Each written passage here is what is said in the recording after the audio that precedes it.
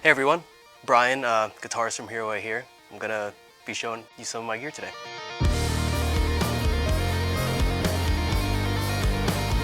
I'll start out with some guitars. The one I'm holding here is a Revolta Mandata baritone.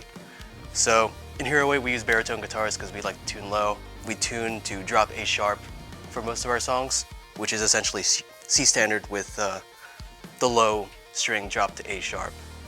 So this is a 28-inch scale baritone. I have swapped the pickups out. I have a Lawler DB in the bridge and a Lawler soap bar in the neck position. But this is pretty much my #1 guitar for Hiroe. I really love playing it. You know, I love the retro aesthetics too, and I think it fits with kind of our vibe.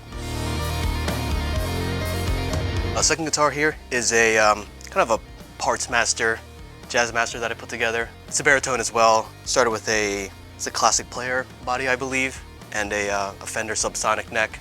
This is a 27-inch scale baritone. Curtis Novak pickups in here, a JM180 in the bridge, and a JMV in the neck. And this guitar is mostly used for anything that has a trem. So for songs like I've Been Waiting For You All My Life, there is a part where I do kind of the Kevin Shields kind of bendy thing with the tremolo that I really love. So this is mostly used for that, but also used whenever I feel like switching it up. And you know, I've always been partial with Jazzmaster guitars and Fenders in general, so it's really nice playing kind of an old school Jazzmaster Fender in this band. So I love this guitar a lot. Moving down to the pedals. First pedal here is a Peterson Strobo Stomp Mini. It's a tuner pedal. You know, it tunes. I like it. Next up is a Empress Compressor Mark II. I have this to kind of, you know, level everything out with the guitars to keep things even and consistent. Next pedal is a Aquaria from Licklarm Audio. It's a small company out of Berlin. This is, I guess you could say, kind of like a clone. I use it mostly as like a level boost to add a little bit of push and a little bit of color to my clean sound. Next up is a Electronic Audio Experiments Halberd. That's mostly my low gain overdrive pedal. Use it for kind of mid-breakup overdrive sounds. After that is the Electronic Audio Experiments Longsword.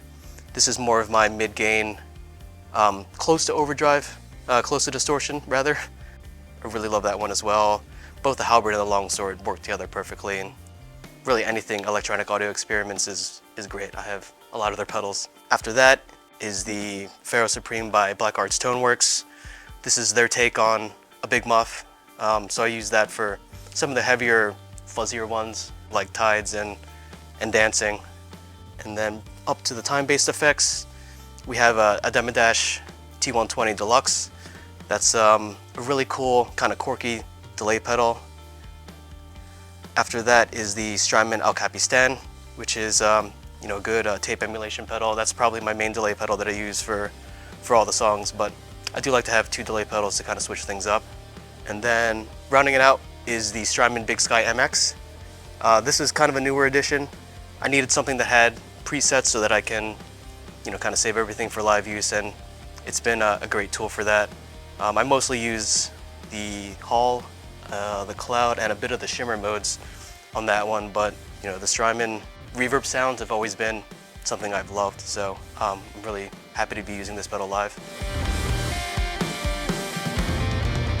And with that, I guess I can transition over to the amps. So I am running a Mesa Badlander rectifier. It's basically Mesa Boogie's take on a hot rodded Marshall sound. So pretty tight and compressed, pretty MIDI.